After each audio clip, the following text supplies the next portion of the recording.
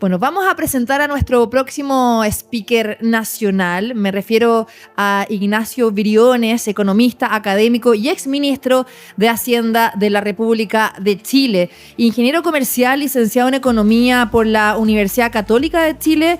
Posee además un magíster en Economía Financiera y magíster en Ciencia Política por la misma Casa de Estudios. Y un doctorado en Economía Política otorgado por el Instituto de Estudios Políticos de París, en Francia.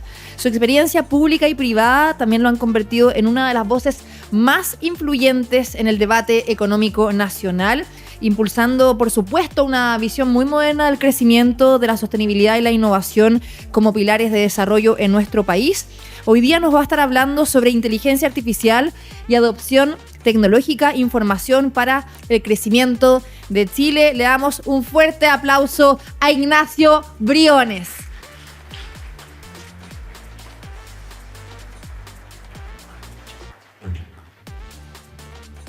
Bueno, muy buenos días. Ya me sonrojé después de esa presentación, qué vergüenza. Quiero partir diciendo que voy a ser harto más fome que mi amigo Oscar Landerreche. De partida voy a hablar desde el podio. Me carga el Chayanne, me carga tener cosas arriba mío. En general, el reloj es lo único que aguanto. Ni anillo tengo. Pero voy a ser complementario en algunos aspectos de lo que dijo Oscar, no nos pusimos de acuerdo. Y quiero lanzar ciertas ideas respecto a la inteligencia artificial, en la cual no soy experto.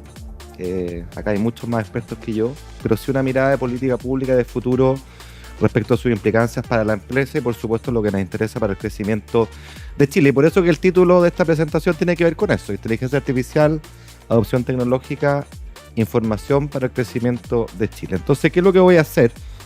Voy a tratar 5 puntos brevemente. Lo primero, Oscar ya me adelantó la tarea, es situar la discusión del cambio tecnológico, la inteligencia artificial, a la luz de la economía y de los modelos de crecimiento estándar. No se asusten, no los voy a enredar con fórmulas, pero sí les voy a traer los elementos principales para entender que este cambio potente está a la base del crecimiento futuro no solo en Chile, sino que en el mundo.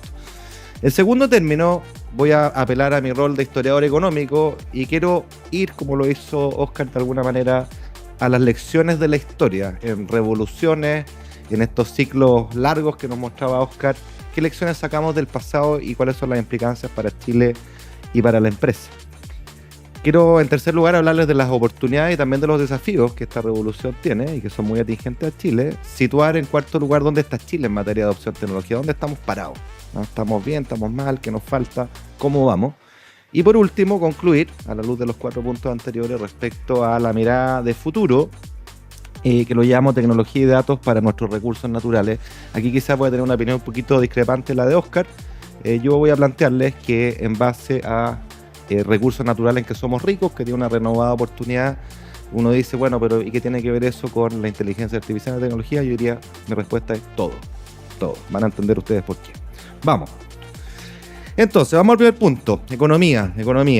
Olvídense de los monos, voy a tratar de explicar en simple qué significa esto. Oscar ya me adelantó una parte.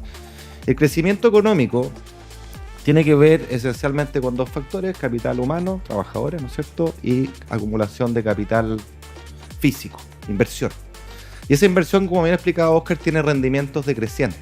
A medida que tengo más capital, cada dólar extra que meto renta menos que el anterior, a menos de que tengo que pagar la depreciación. Pero neto de depreciación, ese retorno es decreciente.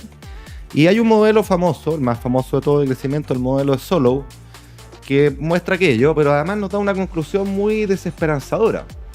Nos dice, mira, es normal observar que los países pobres en capital, crecen mucho, porque como decía Oscar, puse las paltas al lado del río Concagua, y estirar y abrazarse, pero a medida que voy creciendo más, es más difícil, tengo que ponerlas en el cerro, renta menos, y por lo tanto la tasa de crecimiento per cápita va cayendo, ¿ya? Y lo que dice el modelo Solow, llega un punto que lo llama un equilibrio de estado estacionario, donde el ingreso no crece más, ¿ya? La primera conclusión es observable: en los países pobres, cuando tienen buenas políticas que atraen inversión, crecen harto, y los países ricos crecen bastante menos que los países pobres. Europa crece bastante menos que cualquier país pobre.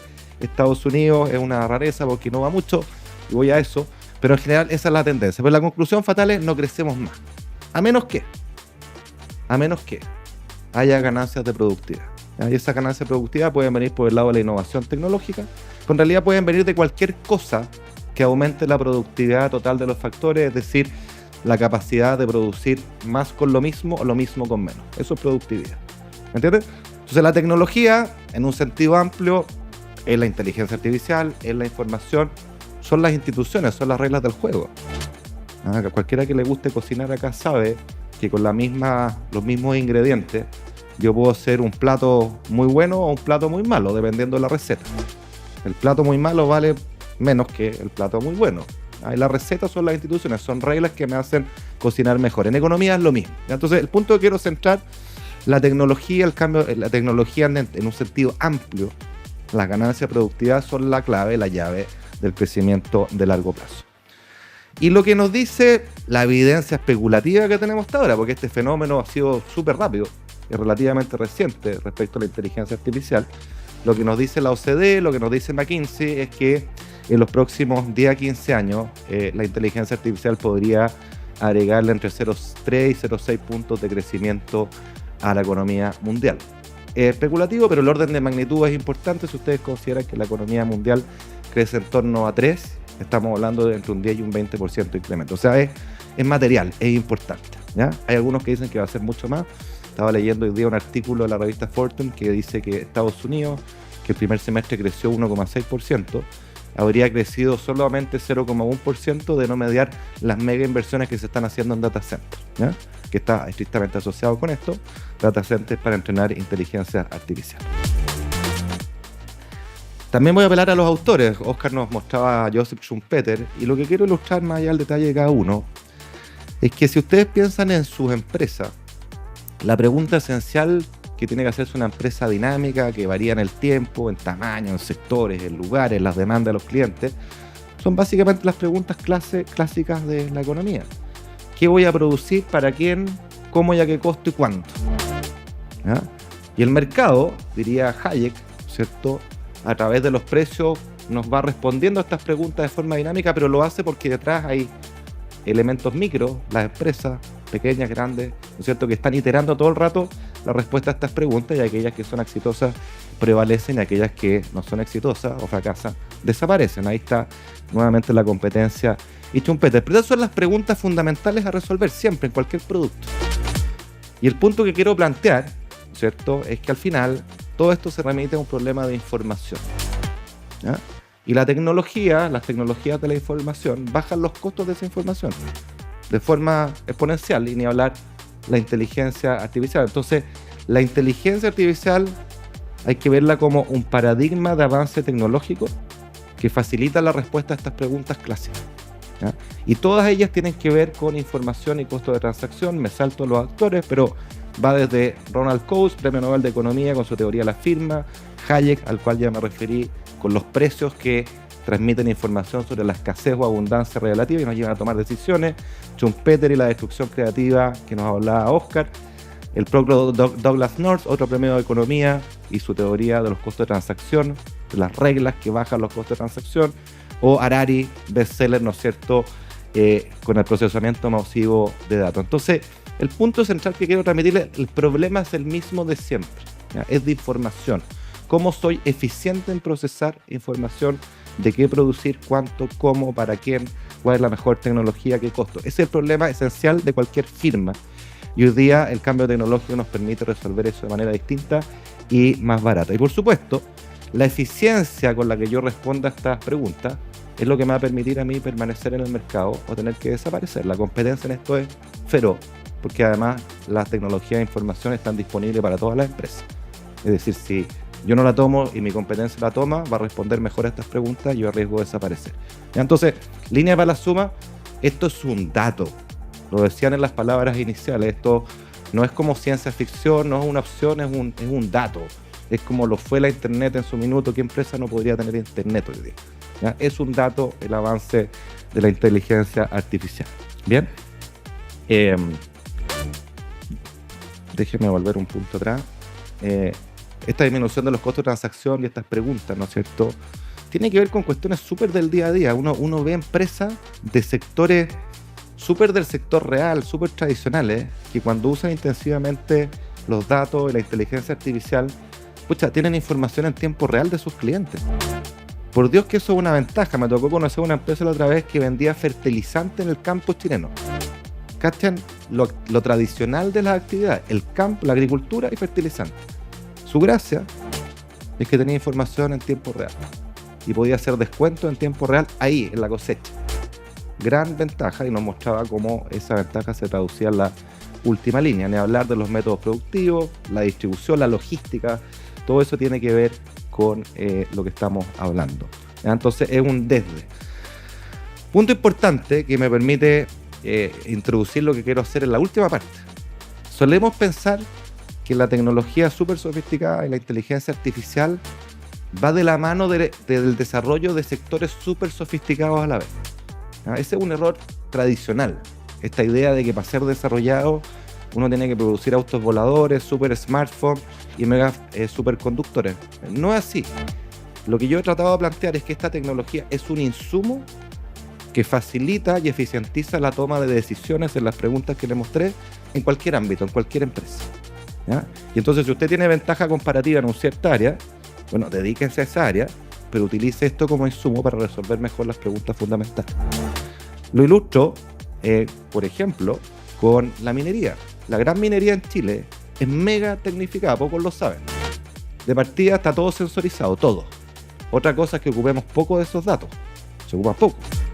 La gran minería se opera remotamente y automáticamente desde Santiago, desde Las Condes. ¿Ya? O el Teniente, que tristemente es famoso en estos meses, se opera desde Rancagua. ¿Ya? Mega tecnología y mega datos. ¿Ya? La agricultura hoy día está basada en datos hídricos, en datos de temperatura, palas heladas, en fin. Datos para sectores tradicionales, los supermercados, en fin. Podemos agregar la lista en lo que quiero tratar de hacerles ver. Uno tiene que separar esta idea de la megatecnología, que significa necesariamente el desarrollo de sectores megatecnológicos. Eso no es así, es una tontera. ¿Ya? Los sectores tradicionales tienen que alimentarse, están obligados a alimentarse de la tecnología para ser más eficientes, para producir más y mejores tomates, para producir más y mejor minería, para servir mejor a los clientes en los retail, etc. ¿Ya? Esa es la idea. Déjenme saltarme esto en aras del tiempo. El cambio que hemos observado es súper acelerado y por eso que las predicciones que tenemos a la vista son todas muy especulativas, muy especulativas. Se decía también las palabras introductoras. Aquí tienen la evolución de la estimación real y la estimación a 2025 del volumen de datos creados, copiados y capturados, es decir, consumidos por nosotros, por el mundo, en nuestras aplicaciones entre 2010 y 2025. ¿Ya? Estamos en 180 zettabytes, que a mí me pierdo lo que es, así que hice la pega de tratar de llevarlo a una escala. Esto significa que los datos consumidos, videos, los TikTok y todas esas cosas, por la humanidad, es como que en promedio cada ser humano del mundo, cada uno de los 8.000, 9.000 millones que somos, tuviera 22 discos duros de 1 tera de información. De eso estamos hablando. O sea, es gigantesco, una cosa increíble y solo crece de manera exponencial. Además, toda esta opción tecnológica, pienso yo, esto es una hipótesis, habría que testearlo, se aceleró con la pandemia, fíjense ustedes. Porque ustedes en su empresa, díganme que no les pasa esto, tienen claro que adoptar tecnología les permite eficientar, pero esa adopción tecnológica tiene un costo de cambio, tiene un costo de transición. Desde ya adaptarse, aprenderlo, las cosas van a fallar al principio, y entre medio, si yo hago eso y mi competencia no lo hago, y ese costo de adaptación, digamos, dura 6 meses, 1 año, voy a perder como en la guerra, así que mejor no lo hago. ¿Qué es lo que hizo la pandemia? Nos tiró un meteorito que nos obligó a todos a hacerlo al mismo tiempo, como fue un mecanismo de coordinación involuntario, por así decirlo. Y lo que eso deriva, si ustedes se fijan en esta gráfica, es que uno diría, línea amarilla sería como la frontera óptima de adopción tecnológica, en el sentido que la tecnología avanza en 1 y yo la adopto en 1, avanza en 2, la adopto en 2, siempre estoy pegado a la frontera. En la práctica, uno está más bien en tiempos normales en la línea blanca continua. La tecnología avanzó 1 y yo adopté tan solo la mitad, ¿ok? Por el argumento que les estoy dando, porque tengo miedo del costo de transición y de que mi competencia me quite participación de mercado entre medio. Y la pandemia lo que hace es que nos acercamos a la frontera.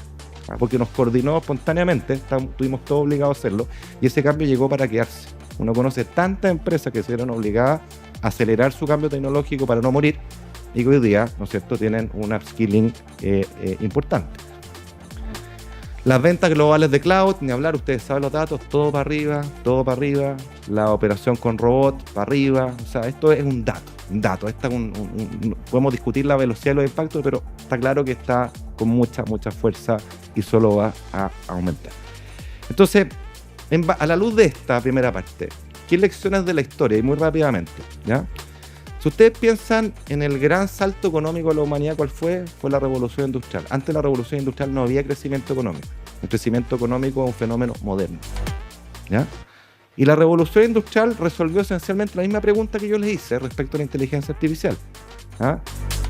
Y en particular, el cómo producir a gran escala. Esa fue la respuesta, ¿ya? Que resolvió, la pregunta más bien que resolvió la revolución industrial.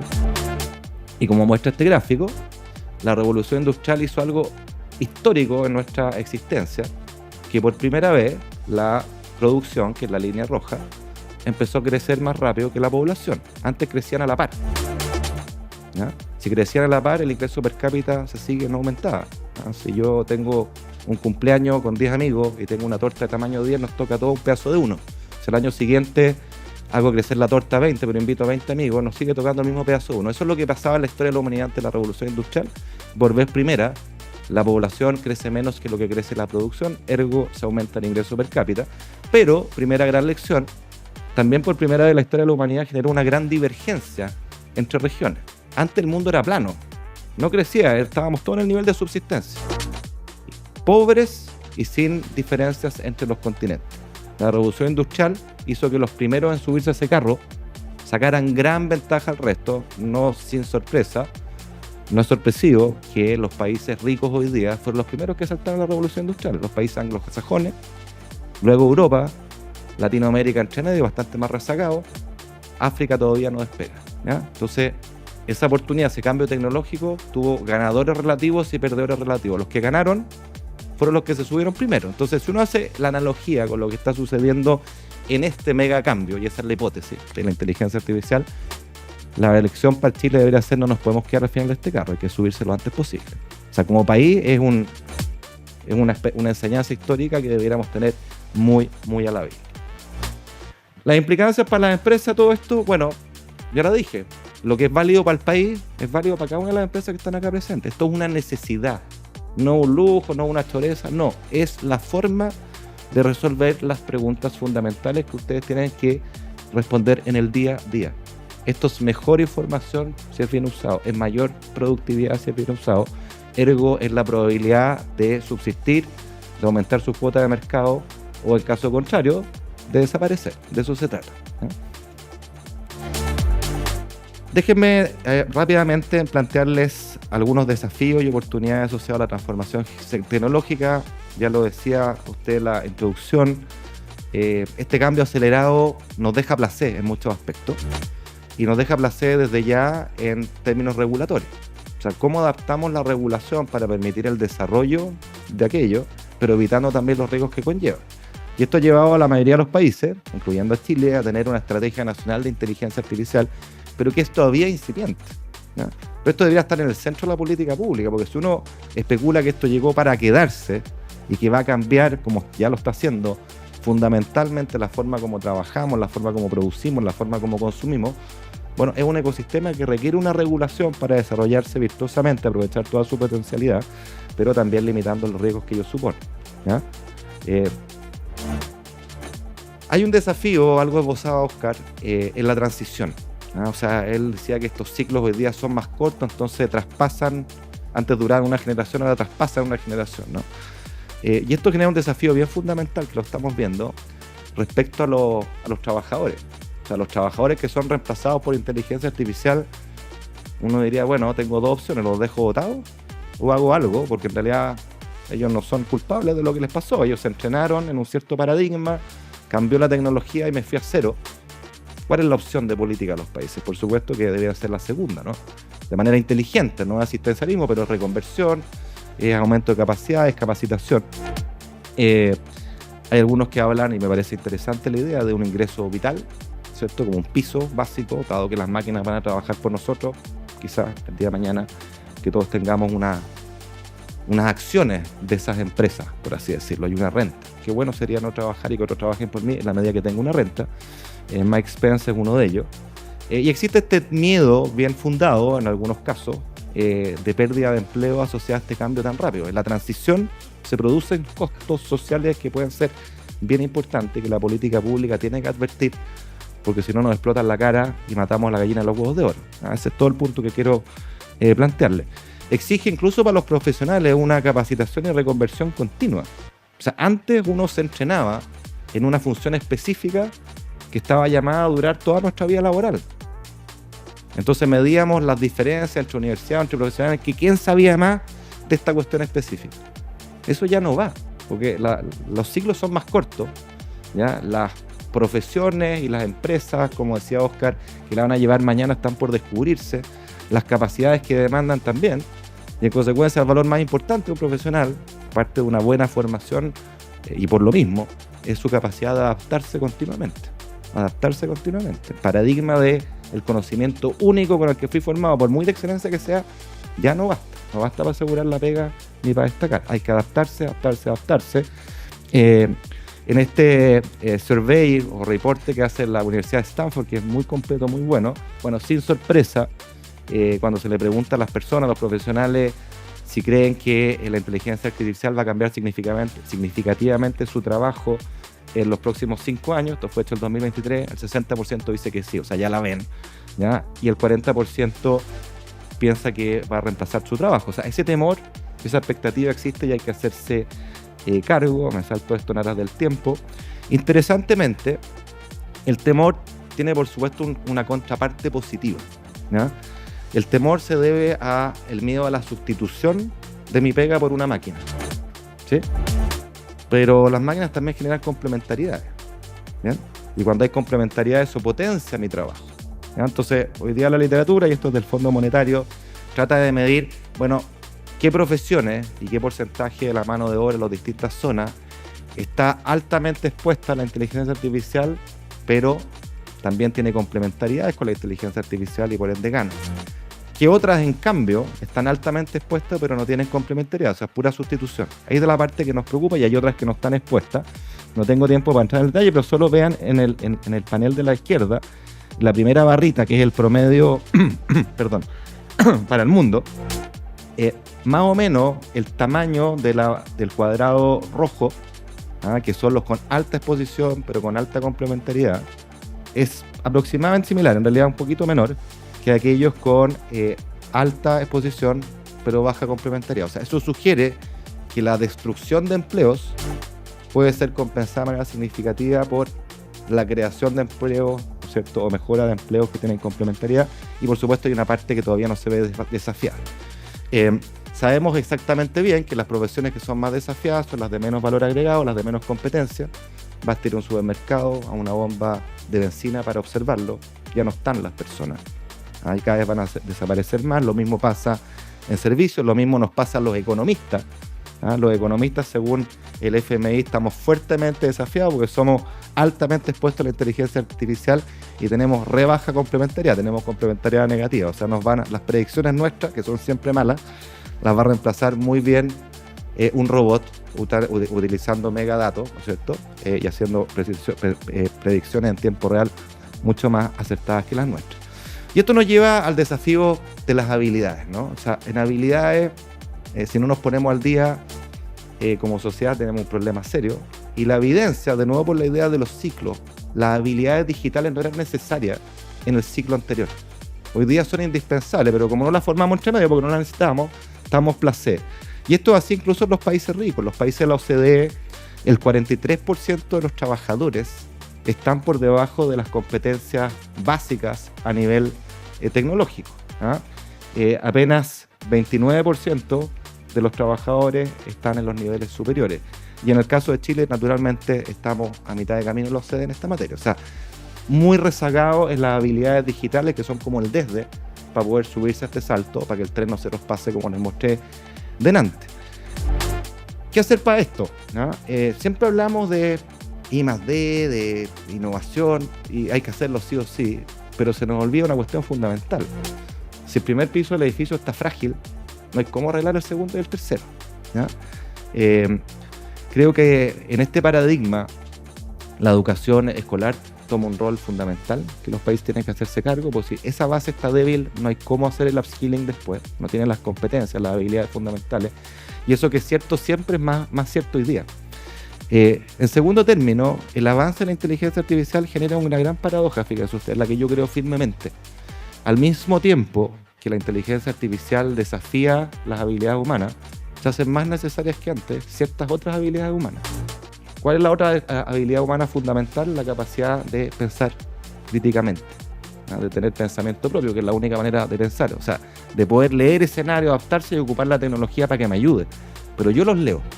Y para esto, planteo yo, las humanidades van a tener un revival gigantesco. Aquí está la Escuela de Atenas, hace 2400 años, ¿no es cierto? Este cuadro de Rafael que muestra, ¿no es cierto? Es figurativo, porque no todos estaban vivos en el mismo momento, cómo los pensadores se juntaban a diario a dialogar, a hablar de poesía, de política, de matemática, hablar de lo que somos como seres humanos. Y la humanidad tiene un rol fundamental porque desarrolla el pensamiento abstracto, nos enseña a hacer las buenas preguntas, nos enseña a empatizar con el otro, a ser más humanos, y en el mundo de inteligencia artificial eso es más valioso que nunca, incluyendo la manera más directa de hacer todo esto, que es la lectura. O sea, la lectura también debería tener un revival, y yo lo empujo fuertemente a que ustedes, si están muy metidos en inteligencia artificial y tecnología, no dejen nunca de leer, porque leyendo, la verdad es que uno conecta ideas, conecta preguntas, es capaz de alimentar lo que somos como ser humano, que es pensar por nosotros mismos. Me está pillando el tiempo, así que rápidamente, ¿dónde está Chile? Chile está bien parado en el contexto latinoamericano para subirse a este tren, al menos en la parte de infraestructura digital, ¿ya? Ya dije que tenemos un déficit en competencia humana, es un tema, pero si uno le cree al BID, ¿no es cierto?, y el índice latinoamericano de inteligencia artificial, Chile lidera en materia de adopción de inteligencia artificial en América Latina.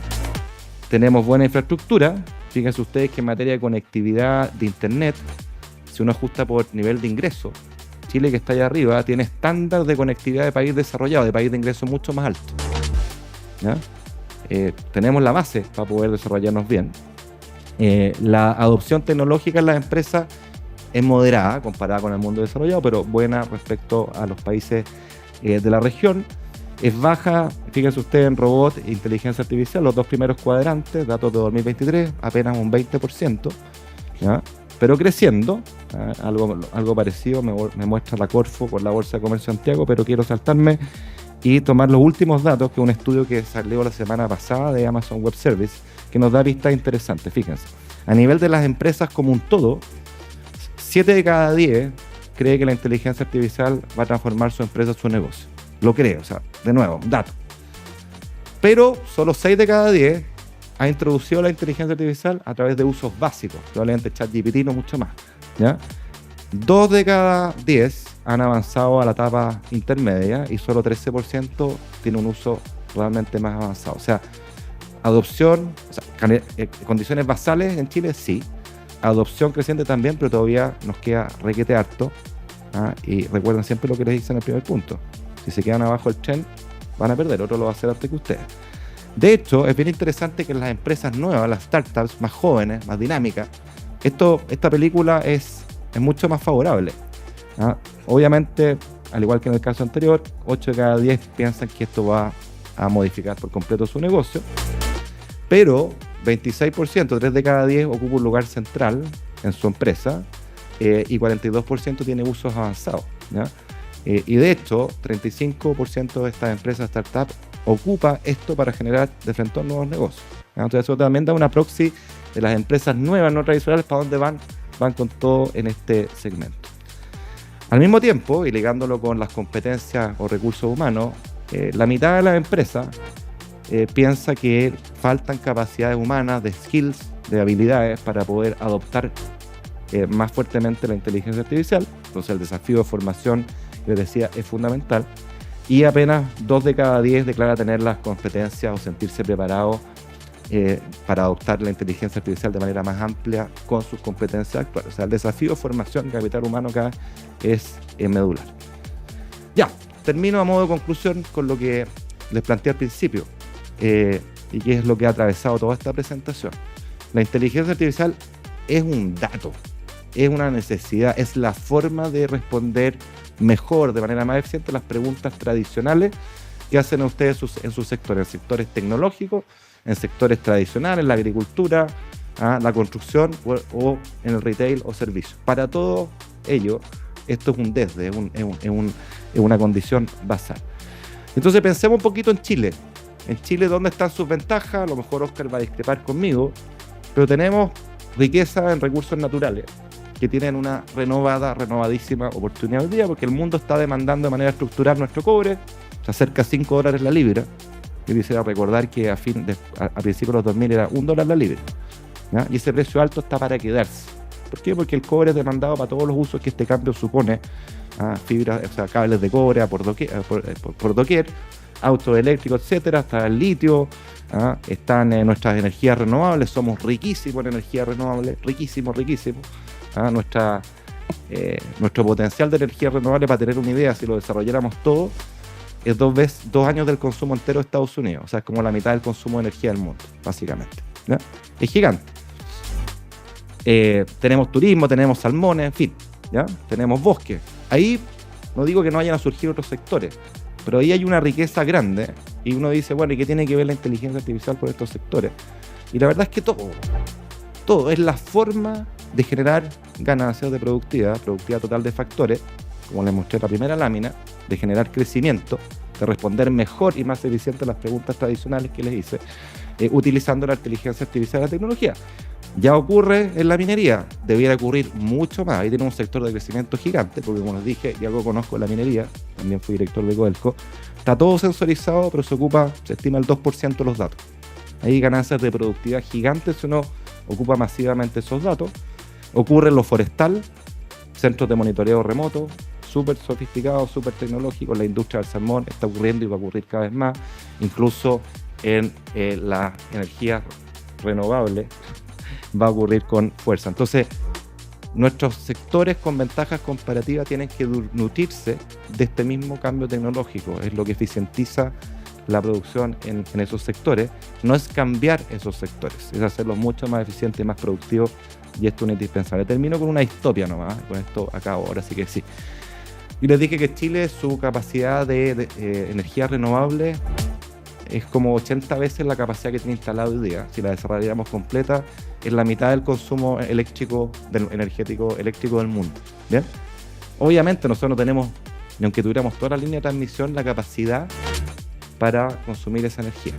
Entonces uno dice, ya, exportémosla. ¿Pero de dónde? ¿Aquí en Bolivia, Perú? No sé, la cordillera con Argentina, no tenemos línea de transmisión. Quizás luego uno puede pensar en importar consumo, ¿no? Y si hay un sector que es intensivo en el consumo de electricidad, son los data centers, que como les dije al principio, explicaron según el número que vi, 1,5 puntos de crecimiento de Estados Unidos vino por inversión en data centers. De hecho, es el sector que está creciendo con todo, y particularmente los data centers dedicados a la inteligencia artificial, ¿ya?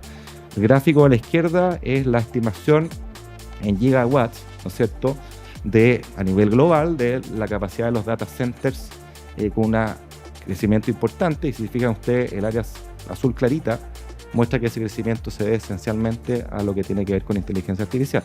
Y al lado derecho, más gráfico todavía, el porcentaje del total de demanda de data centers que está asociado a inteligencia artificial, 40% en 2023, se estima en 75% en 2030. O sea, esa es el área, naturalmente, si la inteligencia artificial está creciendo, necesitamos data centers para entrenarla, ¿ya? Ahí Chile, me parece, puede tener una oportunidad bien extraordinaria, habida cuenta de que tenemos energía, ¿no es cierto? Tenemos solidez institucional, tenemos agua que se puede desalar, tenemos desierto para instalarlo, puede ser algo bien grande, y yo lo dejo ahí para poder tener un espacio de preguntas con ustedes. Gracias.